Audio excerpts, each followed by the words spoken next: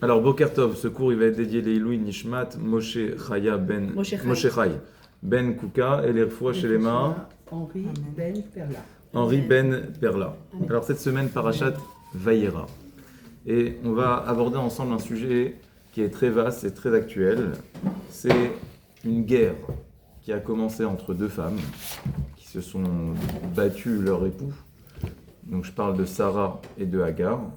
Et comme on le sait, Maaseh Avot Siman Labanim, cette lutte entre ces deux femmes va se répercuter chez leurs enfants, Yitzhak et Ishmaël, et chez leurs enfants, le peuple juif et tous nos ennemis voisins. Alors, en fait, ce qui est intéressant et ce qu'on doit comprendre, c'est qu'on doit décoder. C'est comme un code, la Torah. On doit décoder l'histoire de Sarah et de Hagar. Il y a plein de choses qui sont très étonnantes. Pour essayer de comprendre comment cette histoire va se répéter, puisque tout ce qui est écrit, tout ce qu'on est en train de vivre, c'est que l'écho, Maaseh Avot Siman Labanim, de ce qui s'est passé au premier niveau entre Sarah et Hagar. Et donc dans le rapport de force qui s'est instauré entre Sarah et Hagar, on va exactement comprendre la condition du peuple juif vis-à-vis des Arabes, vis-à-vis des nations, et l'objet de la guerre et de ce qui nous oppose avec les Arabes. Alors, cette histoire dans la Torah, elle se joue, c'est presque une série, d'accord, qui se joue en plusieurs épisodes. Ouais, c'est à la mode. Alors, on a le premier épisode dans la paracha de la semaine dernière. On a épisode numéro 2, c'est dans la paracha cette semaine. Et épisode numéro 3, c'est la paracha de la semaine prochaine. Donc, Lech Lecha, Vayera, Chaye Sarah. Donc ça, c'est la saison 1, d'accord? C'est Sarah Hagar.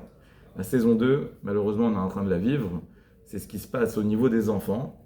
Et donc, l'objet du cours, c'est essayer de comprendre ces trois prakim, ces trois épisodes, parce que chacun porte une intrigue, et essayer de voir comment ça s'est répercuté à notre niveau. Alors, dans le premier épisode, je ne fais pas le jingle, mais dans le premier épisode, on nous raconte l'histoire d'un couple, Abraham et Sarah, qui se sont mariés relativement jeunes. Quel âge il avait Abraham lorsqu'il s'est marié? Il a épousé sa femme Sarah alors qu'il avait 25 ans. Quel âge elle avait Sarah? Elle avait 9 ans de moins que lui, c'est-à-dire 16 ans. Et voilà qu'ils vont partager 60 ans de vie commune sans avoir d'enfants. Et là, au bout de 60 ans, c'est quand même assez long, ouais. Sarah, Abraham, ils restent collés l'un à l'autre, fidèles l'un à l'autre. Et vous savez qu'ils avaient une servante. Cette servante, c'était Hagar. Qui était Hagar? Hagar, c'était pas n'importe qui. C'était la fille de Paro. La semaine dernière, on a parlé de cet épisode où Sarah a été prise en captivité dans le palais de Pharaon. Ça s'est bien fini, puisque Sarah n'a pas été touchée. Elle a, par son mérite, par cette cagnout, elle a réussi à faire en sorte qu'il y ait un miracle incroyable qui s'est produit. Tout le monde a été frappé de l'aide dans le palais de Pharaon. Et là, Pharaon, il a une réaction inattendue. Et il dit, tu sais quoi, ma fille? Au lieu d'être princesse dans une maison d'Égyptiens, tu vas devenir servante dans la maison d'un prince, celle de Abraham. Et donc, il prend sa fille et il lui dit, je préfère que tu sois servante dans la maison d'Abraham, parce que j'ai vu que c'était des personnes de qualité. Abraham et Sarah, c'est des Névi'im, des prophètes. Sois servante là-bas, tu vas t'inspirer de ces bonnes midotes, et je préfère que tu grandisses dans cet environnement. Et voilà comment, lorsqu'il va renvoyer Sarah, il va la renvoyer avec des cadeaux, et parmi ces cadeaux, il lui donne sa fille. Et voilà comment Hagar va devenir la servante de Sarah. Alors les années passent. Et puis Sarah a une idée. Elle dit, on n'a pas réussi à avoir d'enfants. Alors ce qu'on va faire, Sarai Eshet Avram, elle dit peut-être que je vais te donner ma servante Hagar. Donc c'est l'initiative de Sarah. Elle lui dit, tu vas prendre ma servante. Oulai ebane mimena. Peut-être que je vais réussir à me construire au travers d'elle. Alors je vous lis le texte. Sarai Eshet Avram lo yaldala. Vela Shifra. Elle avait une servante Mitzri du Shema Hagar. Vatomer Sarah, elle a dit à Abraham, Inena Tsarani Hashem miledet. Dieu ne m'a pas permis d'enfanter. Bona el Shifrati, va avec ma servante, ou là, Ibane Mimena, peut-être que je vais me construire. Vaishma, Avraham, l'école Sarah. Avraham a écouté la parole de sa femme Sarah. Alors, première remarque, c'est que Avraham était âgé, comme on l'a dit, de 85 ans. Sarah de 76 ans. Ils ont attendu 60 ans. Et c'est pas Avraham qui a eu cette initiative. Avraham, il a attendu bien sagement, alors que Agar, entre guillemets, elle était à disposition, d'accord? Elle était là. Donc il aurait pu avoir, lui aussi, il avait soif d'avoir des enfants. Lui aussi, il avait envie d'avoir un avenir. Non, il est resté fidèle à Sarah. Il a dit, ça marche pas, j'essaye pas avec quelqu'un d'autre. C'est Sarah qui va proposer ce deal, et Abraham va s'exécuter. Mais alors ce qu'elle dit, Sarah, c'est assez surprenant. Elle dit, peut-être que je vais me construire au travers de Agar. Comment est-ce qu'elle compte se construire au travers de Agar? Alors il dit le Ramban, Irmoz, qui a falpi chez Avraham mitavé et bani, bien que Avraham il avait soif d'avoir des enfants, lo asaken belo reshut Sarai. Il ne l'a pas fait sans demander la permission de Sarah. Vegam ata lonit kaven chez Ibanehu me Agar. Et même maintenant, c'est pas qu'il voulait avoir des enfants avec Agar, une petite lignée d'Arabes. Et là, la asot retson Sarai, chez Tibane mimena. Il l'a fait uniquement pour répondre à la demande de Sarah. Donc il s'exécute. Sarah, elle demande, je m'exécute chez Tibane mimena, pour qu'elle aussi, elle soit construite, elle se construise, c'est-à-dire qu'elle ait une descendance au travers de sa servante. Donc aujourd'hui, on parle de mère porteuse, d'accord? Donc on a ici les préludes de ce qu'on peut appeler une mère porteuse, mais en tout cas, c'était ça. Même à l'époque, je pense que c'était monnaie courante que de prendre une femme. C'était un ventre en réalité que tu loues, et donc après, ça devient ton enfant. Ça, c'est première option. Deuxième option, plus profonde, dit le Ramban, il dit non, c'est pas qu'elle comptait se construire au travers de l'enfant de Hagar. Elle a dit peut-être que j'ai pas suffisamment de mérite. Et peut-être que par le mérite d'être mévateret, de passer complètement, et de dire à Abraham, vas-y, va avec la servante, fais des enfants, peut-être qu'Hachem il va voir ce mérite, et que grâce à ce mérite, Hachem il va envoyer à moi aussi un enfant. Donc ça, c'est ce qui s'est passé dans la tête de Sarah, lorsqu'elle donne Agar à Abraham et qu'elle leur dit « Mazal Tov, mariez-vous ». Alors, il faut savoir que Agar, elle n'était pas joyeuse, elle n'était pas enjouée à l'idée de se marier avec Abraham. Juste pour remettre un peu les choses dans leur contexte, Agar, je ne sais pas quel âge elle avait, mais vraisemblablement qu'elle était jeune. Abraham, il était assez âgé, comme on l'a vu, 85 ans, il avait de l'argent. Donc ça nous fait penser à un drôle de couple. Ouais, à Monaco, il y en a plein des couples comme ça. Ouais, mais donc on a Abraham, un vieux monsieur, qui se marie avec une petite jeune Agar. Alors Sarah, qu'est-ce qu'elle fait? Elle pousse Agar.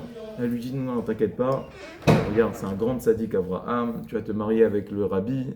Tu vas te marier avec Abraham. C'est un grand prophète. Vas-y. Et donc elle arrive à convaincre Agar. Et là, renversement de situation. Qu'est-ce qui se passe?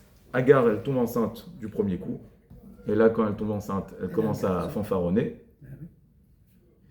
Et là, Sarah, elle va mal le prendre. Elle va dire quoi? Cette servante, moi j'ai attendu 60 ans, j'ai pas réussi. Elle, du premier coup, elle tombe enceinte. Et là, le rapport entre Sarah et Agar va devenir complètement conflictuel. Agar, qui est pleine de Gahava, ça va énerver Sarah. Et Rachid dit que Sarah, elle a rentré du Aïnara sur Agar, qui était tombée enceinte. Et elle va non seulement avoir un Aïnara très très fort, et plus que ça, elle va l'asservir doublement. C'est-à-dire que si avant, c'était une maîtresse de maison plutôt tendre avec sa servante, à partir de maintenant, femme enceinte ou pas femme enceinte, tu vas travailler durement.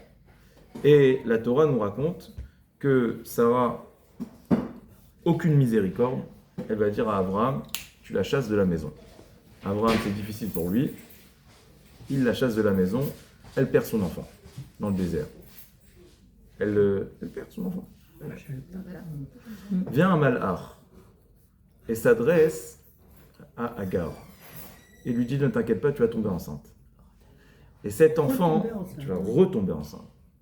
Et cet enfant, il lui dit deux choses. Cet enfant s'appellera Ishmaël. On connaît.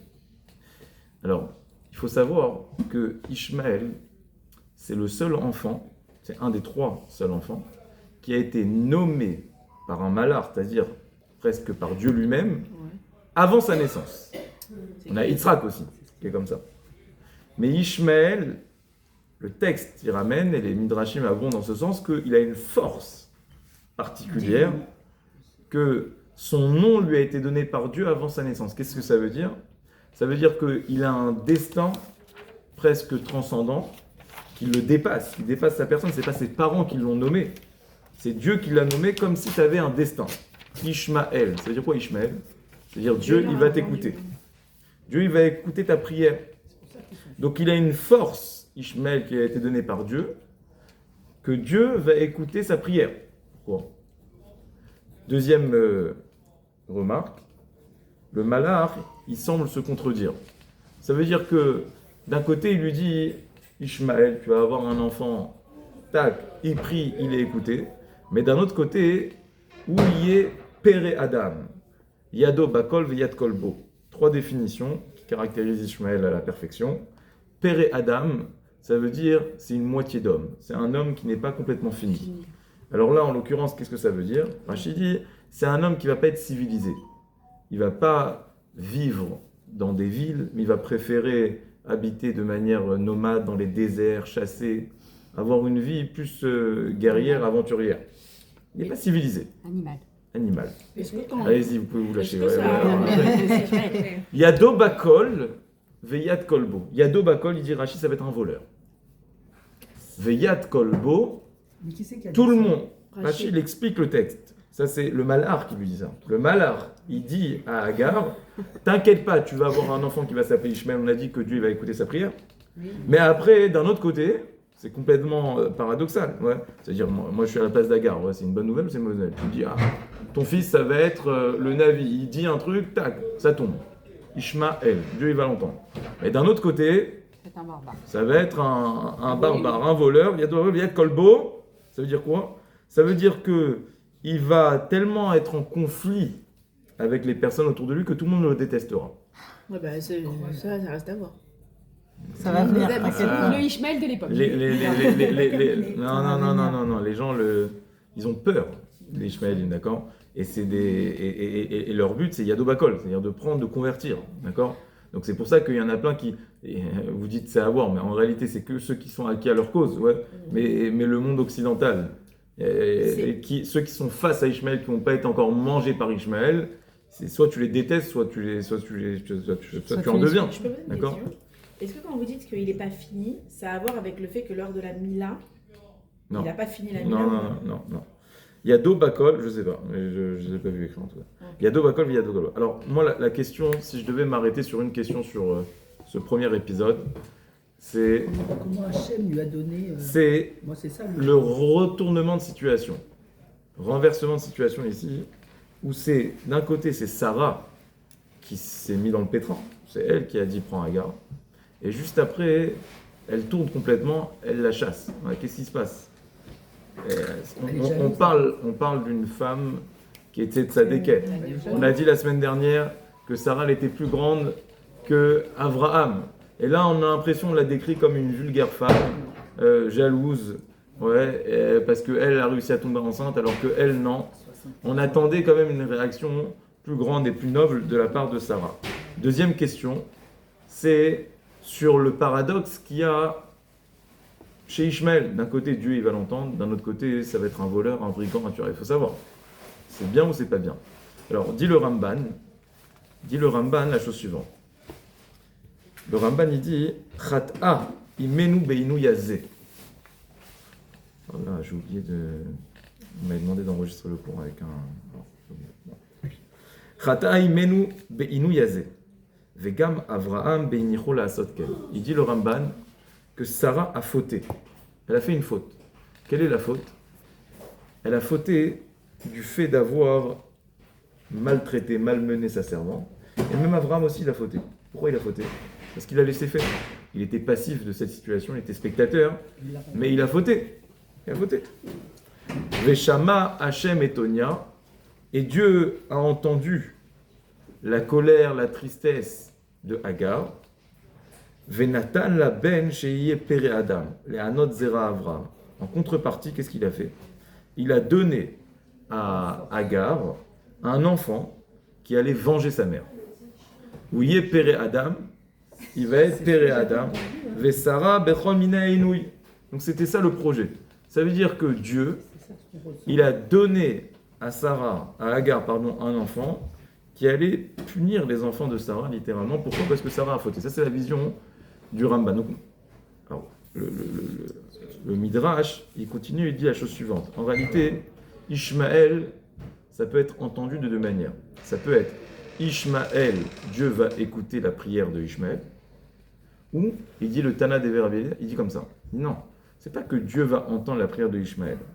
C'est que Ishmaël va nous malmener.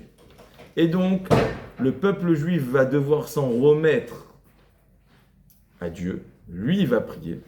Et donc, grâce à Ishmaël, Dieu va entendre les prières de qui ? Des Juifs. Mais donc, c'est à double tranchant. Dans la lutte avec Ishmaël, c'est soit on croit que celui qui est en face de nous, c'est Ishmaël, et donc on fait la guerre avec lui, et à ce moment-là, Ishmaël, Dieu, il écoute à lui. Soit on comprend que non, au travers de cette guerre, Dieu il nous envoie des messages, et donc nous, on fait notre travail d'introspection, et on prie vers Hachem.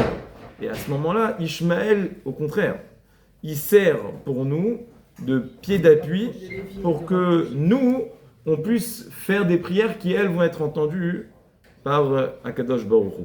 Et donc c'est pour ça que Ishmaël, il a Kivyachol un double rôle, une double mission. C'est quoi cette double mission ? C'est que d'un côté, il est Ishmaël, mais pas que lui va l'entendre. C'est que Dieu peut nous entendre grâce à lui. Ou alors, il est Yado Bakol, Yad Kolbo.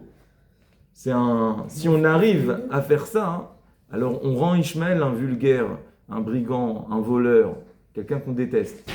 Mais si nous, on ne joue pas notre rôle, alors c'est l'inverse. C'est Ishmaël, qui a été nommé par Dieu, le Malach Hashem, dont les prières vont être entendues. Donc c'est pour ça que cette lutte, elle est d'autant plus grande.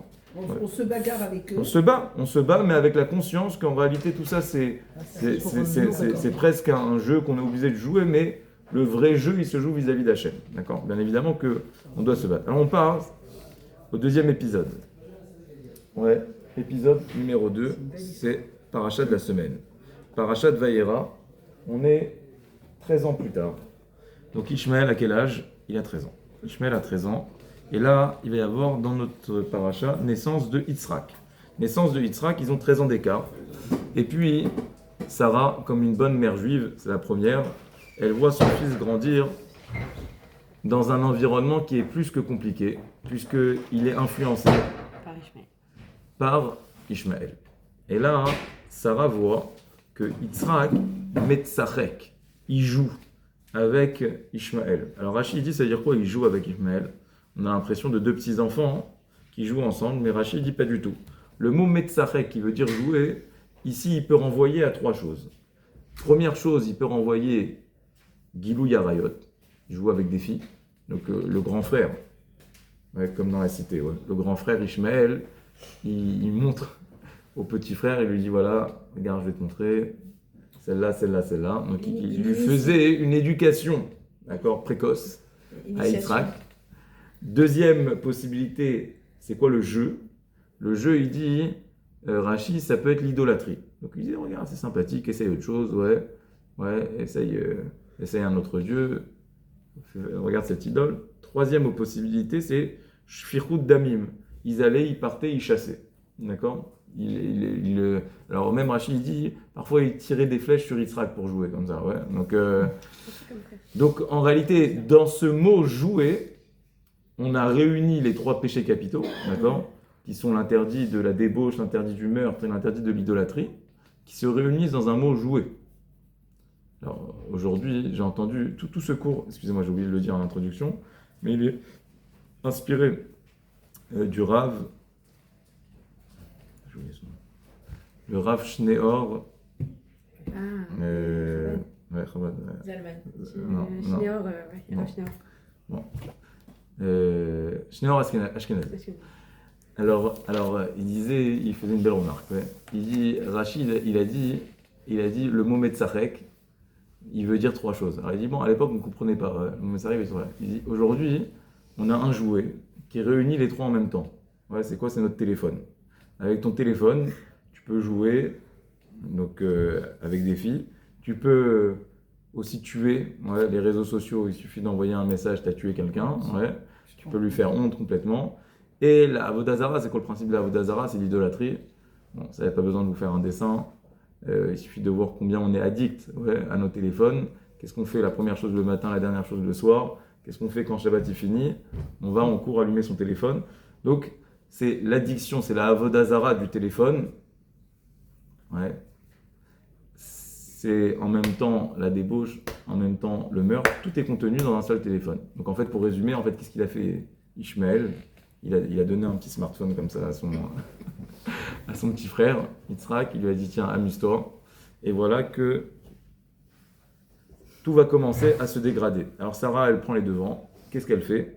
Elle demande à Abraham l'impossible. Elle lui dit, certes, tu as attendu 60 ans pour avoir un enfant, hein, mais tu vas devoir maintenant le renvoyer. Abraham, il a très mal pris. Et a dit, impossible. Je ne suis pas capable de renvoyer cet enfant. Pas capable de renvoyer cet enfant. Hachem, il lui a dit, et c'est de là qu'on apprend qu'il faut toujours écouter sa femme. Kol, Asher, Tomar, Sarah, tout ce qu'elle te dira, Sarah, ta femme, Shma Bekola. Écoute-la. Pourquoi? Ki Beyitzrak, ki Kare le Chazara. Parce que ta vraie descendance, ça sera celle de Yitzhak et non pas celle de Ishmaël. Et voilà que Abraham va renvoyer une deuxième fois Agar avec son petit dans le désert avec une petite gourde d'eau. Ouais. Vous comprenez pourquoi ils ont quand même beaucoup de rancœur vis-à-vis de nous. Parce que malgré tout, Abraham, Sarah, elle a été dure avec Agar. 3e épisode, la semaine prochaine. Alors, non, mais on le fait maintenant. Ouais. C'est fort. Alors, la semaine prochaine, dans le prochain épisode, qu'est-ce qui va se passer? Alors, Parashat Sarah. Et là, c'est vraiment, c'est complètement déroutant ce qui va se passer. Qu'est-ce qui se passe? Sarah va mourir. Pourquoi elle meurt? Parce qu'elle pense, le malheur se joue d'elle et lui dit que Yitzhak a été sacrifié. Et voilà que Abraham a près de 140 ans. Donc il s'en est passé des années. Et Abraham va décider, après la mort de Sarah, dont la semaine dernière on a dit, il lui a fait un long espède, un beau espède, et Shetraïl, Mimsa, déroulé. Abraham, qu'est-ce qu'il fait? Il décide de se remarier avec une nouvelle femme, Ketura. Alors le texte ne nous dit pas qui c'est Ketura, mais Rachid nous dit c'est qui Ketura. Et là, on peut crier à la traîtrise de Abraham.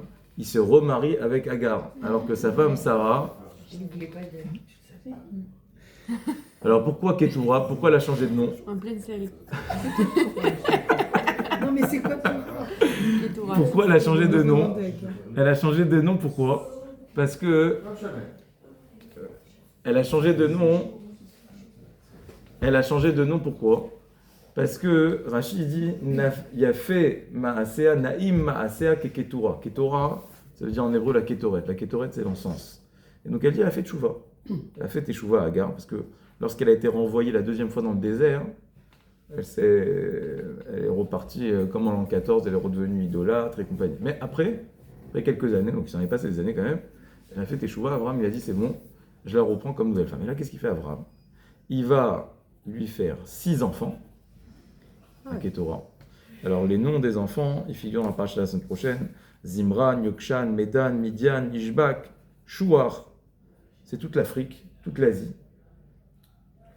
Donc on a Abraham, il est le père de l'humanité tout entière, d'accord? Donc il est le père des Arabes avec Ishmaël, donc c'est le Moyen-Orient. Il est le père des Juifs avec Yitzhak. Et voilà que Abraham maintenant devient le père de l'Afrique tout entière et devient le père de l'Asie tout entière. Mais là, qu'est-ce qu'il fait? C'est ça le plus surprenant. Une fois qu'il a eu ses 6 enfants, alors l'histoire, comment elle se finit? C'est pas ils vécurent, comment dire, longtemps, ils eurent beaucoup d'enfants. Non, pas du tout. Qu'est-ce qu'il fait? Comment on dit? C'est ça, ils vécurent. Vécurent. Et non, pas du tout. Qu'est-ce qu'il fait? il prend des matanotes, il donne des cadeaux à ses enfants, et il leur dit maintenant, va Ishalchem. Il les renvoie. Ouais. Donc, ça veut dire qu'il a eu 6 enfants, il leur a donné après à chacun des cadeaux, c'est pas vraiment c'est quoi ces cadeaux, et il les renvoie chacun à l'autre bout du monde. Et après, le gros de l'héritage, il le donne à Yitzhak. Donc quand même, ça se finit bien pour nous les Juifs, puisque Abraham, il reste fidèle à sa femme Sarah, puisqu'il va donner l'héritage à Yitzhak, mais malgré tout, ça reste suspect comme attitude. On ne sait pas qu'est-ce qu'il fait Abraham là.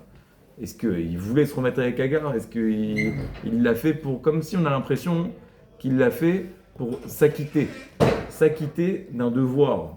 Alors quel est ce devoir qu'il avait? Alors pour essayer de comprendre ça, on va regarder ensemble... Quelle heure il est? 23. 23. Voilà. Continuez. On va regarder ensemble une Gemara. Une Gemara très suspecte. Cette Gemara, c'est une Gemara dans Baba Batra, à la page 58. Si vous voulez aller regarder, je sais que vous n'avez pas regardé, mais je vous le dis quand même. Qu'est-ce que vous en savez? Alors là-bas, la Gemara elle raconte qu'il y avait un Rav qui s'appelait Rabbi Benaha. Et ce Rav, il avait pour habitude d'aller sur toutes les tombes, tous les tzadikim en Israël ou en dehors d'Israël. Et il allait, en fait, il voulait faire une cartographie. En tout cas, il voulait délimiter chacun des tombeaux et savoir exactement à quel emplacement il se trouvait. Et voilà qu'il arrive à Meharat Amarpela, là où sont enterrés Sarah et Abraham, entre autres. Et puis il rentre, et à l'entrée de la Meharat Amarpela, il voit devant lui un monsieur qui se met avec 2 épées croisées. Et il lui annonce que c'est Eliezer Eved Abraham. C'est ni plus ni moins. Donc on est 2000 ans après l'histoire d'Abraham, oui. Mais il voit apparaître Eliezer, le serviteur d'Abraham, qui se trouve à l'entrée de la Meharat Amarpela, avec 2 épées, en signe tu ne peux pas rentrer. Ici sont enterrés Abraham et Sarah, personne n'est autorisé à rentrer, c'est-à-dire que Eliezer il est resté fidèle, qui vient à Abraham et Sarah, même dans l'au-delà. Alors il lui dit, bon d'accord, je ne peux pas rentrer, mais dis-moi quand même par curiosité, qu'est-ce qu'ils font, Abraham et Sarah? Ouais, je veux savoir, maintenant, ils font quoi? Alors là, la Gemara dit quelque chose de très curieux. Elle dit, Abraham, il est dans les bras de Sarah. Ouais, c'est joli. Abraham, il est dans les bras de Sarah. Et Sarah, elle est en train de lui enlever les poux de la tête. C'est les Arabes. Alors, qu'est-ce que ça veut dire? C'est quoi l'image? Que déjà, c'est Abraham, on aurait pu imaginer l'inverse. On aurait pu imaginer que c'est Sarah qui est dans les bras d'Abraham. Non. C'est Abraham qui est dans les bras de Sarah. Et Sarah, elle lui enlève les poux de la tête. Ses soucis, elle a ses soucis. Ah, les soucis. Elle s'occupe de ses soucis.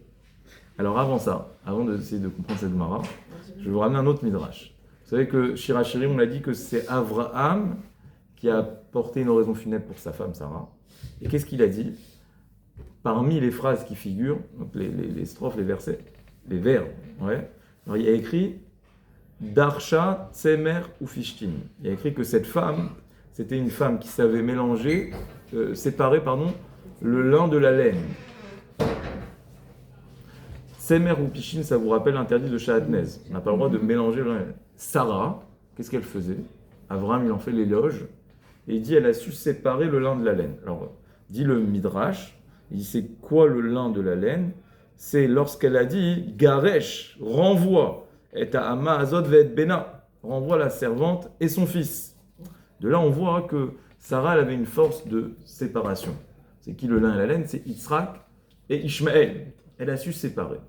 Alors de là, il dit, les commentateurs, qu'en réalité, si on devait donner un rôle à chacun, à Abraham et à Sarah, alors on le sait, Abraham, c'est l'emblème du chesed, c'est celui qui donne. Sarah, toujours dans un couple, il faut qu'il y en ait un qui soit cool, il faut le gentil et le méchant, d'accord? C'est toujours les femmes les méchantes en général. Non, dépend. chez moi c'est pas comme ça. Pas avec les hommes marocains. C'est toujours le marocain, le méchant. Ouais. Alors, Miyarak Dara. Abraham et Sarah, chez Abraham et Sarah, en tout cas, comment ça marchait? Abraham, c'était le gentil, c'était Isha Chesed, celui qui était Mekarev, mais maintenant, on ne parle pas de leur couple, on parle de leur manière de voir, leur manière de répandre la parole d'Akadosh Baruch Hu. Abraham, c'était Isha Emouna, c'était l'homme de la Emouna, celui qui a fait véritablement une révolution. Il a réussi à dire que le monde, il était conduit par la main d'un seul Dieu. À l'époque, c'était une révolution. Mais Abraham ne voulait pas se contenter de le faire vivre cette vérité pour ses proches. Il voulait étendre cette vérité un maximum. Il voulait que cette vérité, elle envahisse le monde entier. C'était ça son rôle, Chesed. Il était Mekarev, tout le monde. C'est pour ça que notre paracha, par quoi elle commence? Elle commence par la mitzvah de Achnasat Ochim, lorsque Abraham il a fait rentrer les invités, et Rashi dit qu'ils lui sont apparus comme de vulgaires arabes. Malgré tout, Abraham, il voulait les faire rentrer chez lui. C'était ça sa force. Abraham, il arrivait à être Mekarev, c'était un rabat fois 10 000. Ouais. Mais pas que pour les juifs, même pour les non-juifs. Abraham, il était prosélyte. Abraham, il convertissait.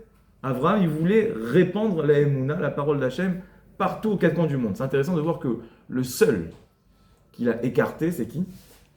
C'est son neveu, Lot. Ils étaient ensemble, ça a mal tourné. Il a dit, Paredna me'alai. Il a dit, viens, on se sépare. Alors, il dit, le père du Shem Ishmael, quelque chose de très fort. Il dit que parfois, la meilleure manière de donner à quelqu'un, c'est en se séparant. Pourquoi? Parce qu'il dit, ils étaient tellement proches, et Abraham, il voyait qu'il n'arrivait pas à l'influencer. Il ne prenait pas de lui. Donc il a dit, en fait, le fait d'être à côté de lui, tu es avec le Rav toute la journée et tu ne changes pas. Tu restes comme ça. Ouais. Tu es avec quelqu'un de merveilleux à tes côtés, ton mari, et toi, tu restes comme ça. Ouais. Alors, il vaut mieux se séparer. Pourquoi il vaut mieux se séparer? C'est pas qu'on se sépare, c'est pas la Midat dit non. C'est qu'en se séparant, tu vas prendre du recul, parce que là, des fois, non, mais pour de vrai, vous avez même dans l'éducation, parfois, on est presque étouffé. C'est-à-dire, il y a quelqu'un, il te dit tout le temps, fais, et toi, tu fais rien. Donc, en vrai, Hachem, il voit ça, et c'est une accusation énorme qui pèse sur toi. Parce que tu as toutes les raisons de faire, et tu fais pas. Tu es dans un environnement qui est extraordinaire, et non, tu fais pas. Donc, par chesed, qu'est-ce qu'il a fait Abraham? Encore une fois, par chesed, parfois, il faut savoir se retirer pour laisser à l'autre la possibilité de grandir de par lui-même. Donc Abraham, c'était Isha chesed avec tout le monde. Et ça, c'était la mission qui s'était donnée. Et donc c'est pour ça que Abraham, même après la mort de Sarah, qu'est-ce qu'il va faire?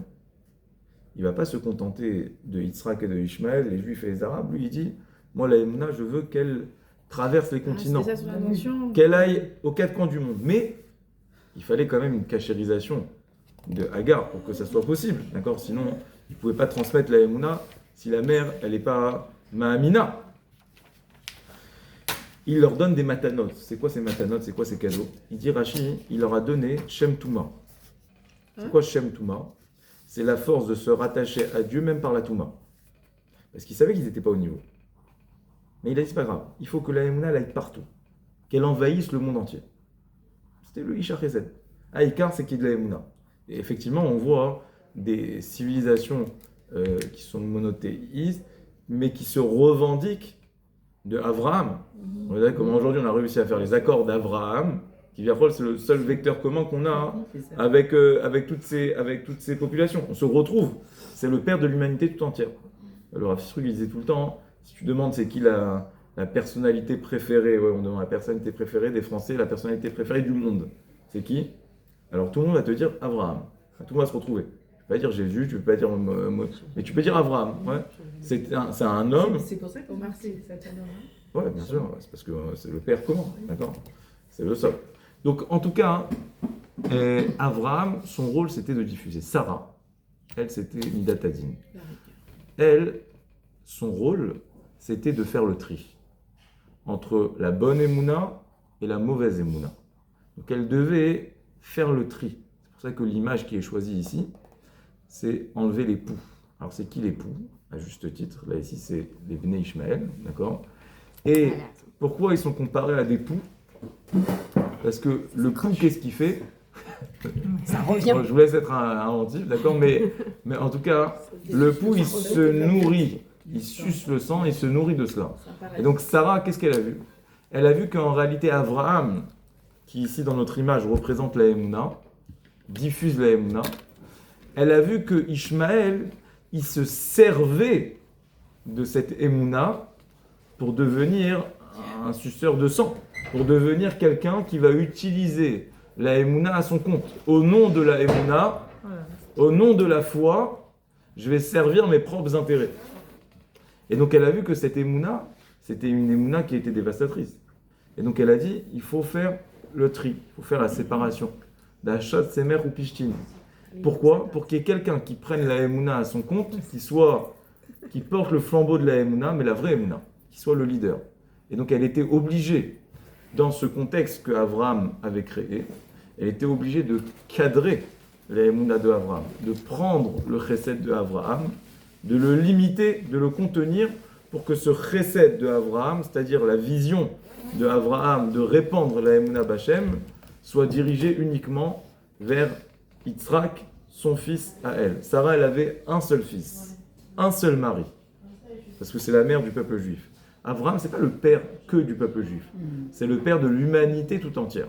Et donc chacun, il a des rôles différents. Alors, vous allez me demander, mais au final, ça aurait été plus simple de simplement que Abraham, il se marie avec Sarah, qu'ils aient un enfant, Yitzhak. Pourquoi Hachem, il a fait tout ce tralouet, d'abord Ishmaël, et après ça va créer un conflit, et après ça va créer une volonté de revanche, et après les autres enfants. Pourquoi? Si au final les autres, alors on a dit il faut que la Emouna elle soit répandue dans le monde entier.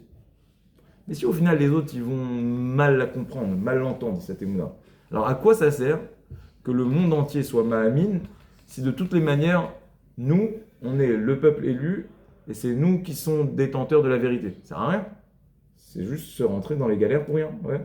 On aurait pu imaginer un autre scénario, où il n'y a qu'un seul épisode, d'accord? Il y a Sarah qui se marie avec Abraham, ils ont un petit enfant, il s'appelle Israël. Yitzhak, c'est l'enfant modèle, et super, voilà, ça passe de génération en génération. Alors, réponse en 2 temps. Premier élément, le Zohar, il dit, il fallait. Vous remarquez que Ishmaël, c'est l'enfant aîné de Abraham. C'est l'aîné de Abraham. Il dit le Zohar, Mida keneged Mida, Maase Avot Siman Labanim. Ishmaël, vous savez que chaque peuple, il a un sar, il a un malach, un ange, qui est là et qui est l'avocat de son peuple. Alors, l'avocat de Ishmaël, il est venu dans le ciel. Il a dit, je ne comprends pas, Ishmaël, il a quand même quelques mérites. C'est quoi le mérite qu'il a, Ishmaël, principalement? C'est que lui aussi, il a la Brit Mila. Il fait la Brit Mila. Donc, pourquoi Ishmaël, il n'a pas le droit d'avoir une part sur la terre d'Israël? Comme ça, il a demandé le malhar de Ishmaël. Réponse d'Hachem. Au malhar de Ishmaël, c'est une réponse qui se trouve dans le Zohar, donc qui a été écrit il y a plus de 1000 ans. Et lui, tu as raison. Mais comme sa Mila, elle est vide, c'est-à-dire que ce n'est pas une vraie Mila, il n'y a pas de Gdusha. Dans cette Mila, il n'y a pas de sainteté. Alors, je vais lui donner la terre d'Israël quand elle sera vide. Mais dès que les Juifs reviendront sur leur terre, et qu'elle sera pleine de Gdusha, alors là, ils devront laisser la place aux Juifs. Alors regardez comment l'histoire, elle se répète. Tout comme Ishmaël, il vient avant Yitzhak, dans la fratrie. Ishmaël et Yitzhak, la même chose. Maase Avot, Siman Labanim, ce qui est vrai chez les pères est vrai chez les enfants. Ishmaël, il va avoir une place en Israël avant que Yitzhak naisse, avant que Yitzhak ne veuille investir cette terre, quand la terre sera vide. Combien de temps? Il y a écrit dans le Zohar 400 ans. Alors, c'est intéressant de remarquer que les Arabes, avec l'Empire ottoman, ils sont arrivés en Israël en 1517. Et quand est-ce qu'ils sont partis? Jour pour jour, au moment du mandat britannique. Donc c'était en 1917. Le mandat britannique, il y a quand même en 1917, 400 ans, jour pour jour. Donc c'est ce qui est écrit dans le Zohar. Ishmaël va devancer Yitzhak dans un moment où la terre sera vide. Dès que la terre se remplit à nouveau, que le peuple juif n'est plus exilé, alors Ishmaël laisse la place à Yitzhak. Mais encore une fois, pourquoi il fallait que ça se passe comme ça? Réponse du Rambam. Écoutez ce que dit le Rambam. Maïmonide, donc il y a plus de 1000 ans. Kol advarim ha'elu. Il dit toutes ces choses que tu vois se jouer dans le monde entier, à savoir les chrétiens qui ne jurent que par Yeshua Notzri, Jésus, le monde islamique qui ne jure que par Mohammed, chez Ahmad Acharav, qui lui aussi est venu porter une parole de prophète. Il dit pourquoi il fallait que Dieu il crée des fautes prophètes. Et pourquoi, plus que ça, c'est que ça marche bien. Ouais. Ils ont plus de succès, entre guillemets, que nous, en termes de quantité. Il y a plus de chrétiens, il y a plus d'arabes que de juifs. Pourquoi Hachem il a fait tout ça? Pourquoi Hachem, la question du Rambam, il y a 1000 ans, pourquoi Hachem il a créé les chrétiens? Pourquoi Hachem il a fait en sorte qu'il y ait une idéologie des Ishmaélim, des Arabes qui se développent et qui se répandent, qui prennent autant? Enan Ela le Yacher derech le Melech HaMashiach. C'est juste pour préparer le chemin pour le Melech HaMashiach. Quel rapport? Ultaken haolam kulo la'avod et Hachem. Pour que tout le monde se retrouve derrière une pensée unique, tout le monde croit en un Dieu unique. C'est-à-dire que Hachem, il a préparé les esprits à croire en un seul Dieu et à croire au Mashiach. Si vous demandez aux chrétiens, ils croient en un seul Dieu et ils attendent le Mashiach. Si vous demandez aux arabes, ils croient en un Dieu unique et ils croient au Mashiach. Alors, il y a un petit souci, c'est que c'est pas le même, mais tout le monde croit à ça. Sur les 6 milliards, 6 milliards, 7 milliards d'habitants qui peuplent la planète, il y en a combien qui croient en un Dieu unique et au Mashiach? Il doit y en avoir plus de 5 milliards. D'accord? Donc ça veut dire que le monde entier, il est préparé à cette conception, à cette vision. Le monde, il est plus idolâtre aujourd'hui dans sa majorité. Pourquoi, il dit le Rambam? C'est pour préparer la venue de notre Mashiach. Ça veut dire qu'il fallait que le monde entier soit conditionné à croire en Dieu pour que lorsque notre Mashiach il va se révéler, la parole et sa parole, elle aura une voix qui sera universelle, parce que c'est ça la vision du Mashiach. Mashiach, c'est pas que pour nous. Hachem Elokeinu, Hachem Echad. Notre Dieu aujourd'hui, il est pour nous. Mais les Hatid Lavo, lorsque le Mashiach il va se révéler, Hachem Echad, tout le monde va croire au Mashiach. Et pour ça, on doit être en même temps différents, les nations, et en même temps, on doit avoir une parole qui puisse s'entendre auprès des nations.